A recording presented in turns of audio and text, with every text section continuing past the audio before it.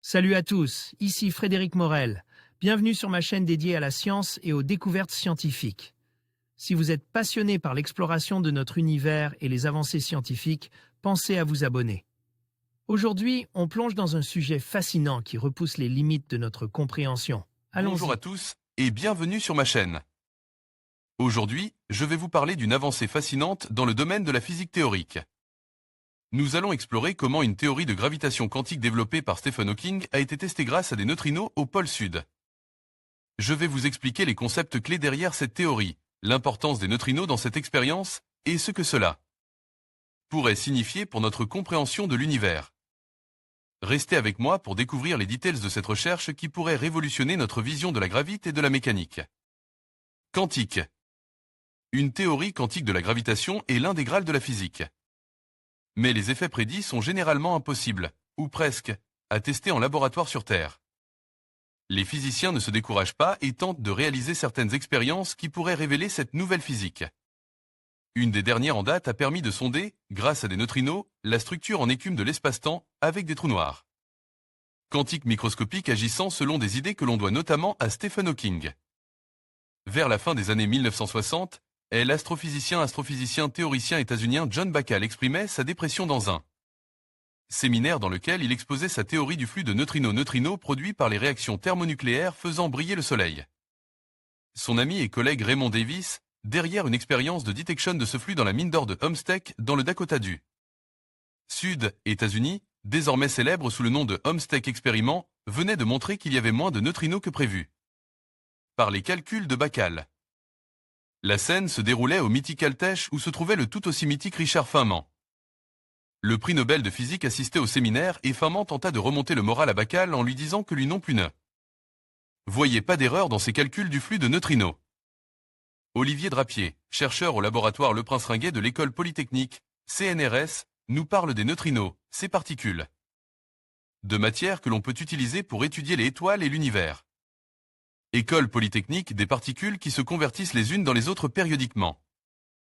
Rappelons que ces particules sont neutres, avec une petite masse et qu'elles n'interagissent que très faiblement avec les autres particules de matière via la force nucléaire faible et la gravitation. Les neutrinos sont donc très pénétrants. Mais au cours des années 1950, le physicien italien Bruno Pontecorvo inspire par les travaux de Murray-Gell-Mann sur les transformation quantique par oscillation entre une particule appelée K10 en son antiparticule, introduit les bases d'un phénomène d'oscillation similaire avec des neutrinos se convertissant l'un dans l'autre. Au début des années 1960, Lederman, Schwartz et Steinberger découvrent qu'il existe un deuxième neutrino dit depuis muonique, alors que le premier est dit électronique. La théorie de Pontecorvo permet de considérer que ces neutrinos se transforment sans cesse l'un dans l'autre selon des lois de probabilité déterminée par la mécanique quantique. La découverte d'un troisième neutrino, tonique, permet de généraliser la théorie de l'italien avec des transformations oscillantes dans le temps entre ces trois types de neutrinos. Il s'avérera que c'est la solution manquante à l'énigme des neutrinos solaires. En chemin entre le cœur du Soleil et le détecteur de Davis, conçu pour détecter uniquement des neutrinos électroniques neutrinos. Électroniques, les seuls censés provenir du Soleil, une partie de ceux-ci s'était transformée en les deux autres saveurs de neutrinos. Comme disent les physiciens dans leur jargon. Les neutrinos étaient bien tous là au final, mais une partie était indétectable dans le cadre de la Homestake Expériment.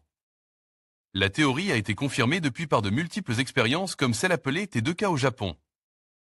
Depuis quelques années, plusieurs chercheurs ont développé une théorie fascinante, conséquence de l'existence des oscillations de neutrinos. Elle devrait permettre de faire ce que l'on considérait parfois comme un oxymoron, de la gravitation quantique expérimentale. Rappelons qu'une théorie quantique de la gravitation devrait nous permettre de comprendre comment est l'univers observable là. Commence au moment du Big Bang et comment il a généré la matière et les galaxies. Elle devrait permettre aussi de percer les mystères de l'évaporation des trous noirs. Toutefois, la gravitation quantique est notoirement difficile à tester par des expériences. Un espace-temps quantique en ébullition. Pour comprendre le rapport entre les oscillations de neutrinos et la gravitation quantique, il faut remonter à la fin des années 1950. Lorsque le mythique John Wheeler commençait sa quête d'une théorie unifiée de tel espace-temps de la matière et des forces incorporant la mécanique quantique. Wheeler s'interrogeait alors sur l'effet des fluctuations quantiques sur la structure de l'espace-temps. Voyant des analogies entre les propriétés de l'espace-temps gouvernées par les équations d'Einstein de la relativité générale et celles de la mécanique des fluides, il avait déduit que l'espace-temps devait avoir un aspect des écumes ou d'eau en ébullition à l'échelle de Planck sur des longueurs de l'ordre de 10-35 mètres. De même qu'un ocean agite apparaît lisse vu de l'espace, la géométrie de l'espace-temps nous apparaîtrait comme continue et topologiquement simple uniquement parce que la fameuse longueur de Planck est incroyablement petite comparée à un atome-atome. Des hydrogène dont le rayon est de 10-10 mètres environ. Mais si l'on disposait d'un microscope suffisamment puissant, par exemple avec les faisceaux de particules d'un accélérateur, on verrait apparaître les turbulences de la gravitation quantique. Elles prendraient la forme de paires de mini-trous noirs charge, de mini-trous noirs neutres et même de mini-trous de verre apparaissant et disparaissant sans cesse dans le vide, comme les paires virtuelles des électrons-électrons, positrons responsables de l'effet Lamb. Une vidéo de présentation de IceCube pour ses 10 ans. Pour obtenir une traduction en français assez fidèle, cliquez sur le rectangle blanc en bas à droite. Les sous-titres en anglais devraient alors apparaître. Cliquez ensuite sur l'écrou à droite du rectangle, puis sur Sous-titres, et enfin sur Traduire automatiquement. Choisissez Français. IceCube Neutrino Observatory aujourd'hui.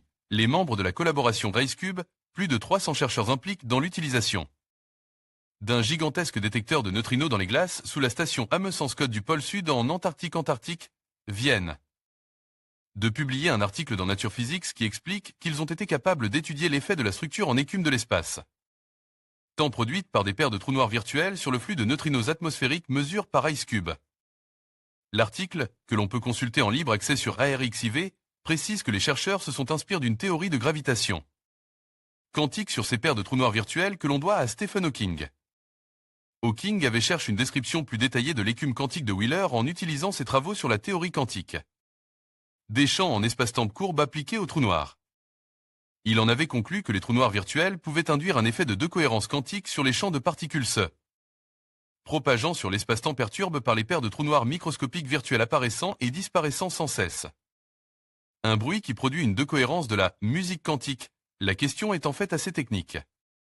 On dit que l'évolution d'un état quantique selon la fameuse équation de Schrödinger est d'ordinaire unitaire. C'est-à-dire qu'elle se fait selon une loi mathématique possédant la propriété d'unitarité.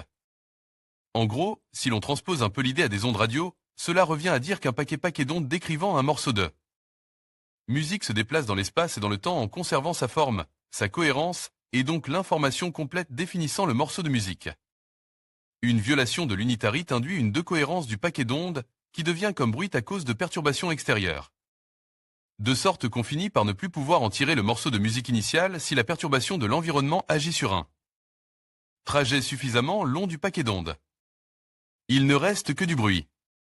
Une partie des neutrinos de IceCube est formée par des neutrinos produits par des rayons cosmiques à hautes énergies. Énergies heurtant des molécules de la haute atmosphère au pôle Nord. La Terre agit alors comme un écran filtrant les particules ordinaires générées par ces collisions.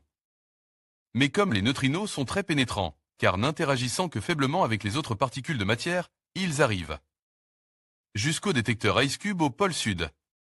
Plus de 300 000 de ces neutrinos plutôt isolés des perturbations de l'environnement ont ainsi été détectés. La théorie des oscillations prédit un spectre en énergies et en saveur de ces neutrinos bien particuliers mesurables par IceCube. L'analogue du paquet d'ondes pour un morceau de musique précédent. Mais en appliquant la théorie de l'écume quantique inspirée par Hawking qui agit comme une perturbation de l'environnement, on doit voir une distorsion du spectre de plus en plus nette au fur et à mesure que l'on considérait des neutrinos de plus en plus énergétiques. Et en fonction de la distance dans l'espace parcouru qui permet d'accumuler des effets de l'écume quantique sur la cohérence des oscillations des neutrinos. IceCube teste les fluctuations de la métrique de l'espace-temps qui enfreindraient les règles normales de la mécanique quantique pour la propagation des neutrinos. Le graphique ci-dessus montre des neutrinos interagissant avec des trous noirs virtuels fluctuants par rapport à la métrique de l'espace. Temps, un mécanisme possible de perte de cohérence. IceCube collaboration dans l'idéal, il faudrait disposer de neutrinos de très hautes énergies ayant traversé des milliards d'années. Années-lumière, mais très peu ont été détectés avec IceCube. Toujours est-il que le nombre de neutrinos atmosphériques détectés ayant traversé la Terre permet tout de même de poser des bornes Sur l'effet de deux cohérences. Une autre façon de voir cet effet est de se souvenir qu'un trou noir quantique s'évaporant ne se souvient que de la masse, de la charge électrique et du moment cinétique des particules de matière qu'il avait avalées. Il ne se souvient donc pas des saveurs de neutrinos qu'il absorbe en s'évaporant, il a oublié la musique. Les paires de trous noirs virtuels, en avalant une saveur de neutrinos qui disparaît par évaporation, en cracheront une autre qui peut être différente et ne plus correspondre à ce à quoi on s'attendrait par une transformation d'une saveur en une autre par le processus d'oscillation habituel. En l'état, aucun effet de deux cohérences quantiques n'a été trouvé mais, étant donné les limitations de l'expérience et du détecteur. Cela ne signifie pas encore qu'il n'y a pas d'effet de deux cohérences produit par la gravitation quantique via l'écume de l'espace-temps. En conclusion, les récents tests de la théorie de gravitation quantique de Hawking avec des neutrinos au pôle sud ouvrent de nouvelles perspectives fascinantes pour notre compréhension de l'univers. Ces résultats prometteurs pourraient non seulement confirmer des concepts théoriques, mais aussi révolutionner notre approche de la physique fondamentale. Alors que la recherche continue, nous sommes impatients de voir comment ces découvertes influenceront notre vision du cosmos et des lois qui le régissent. Merci de nous avoir suivis dans cette exploration passionnante.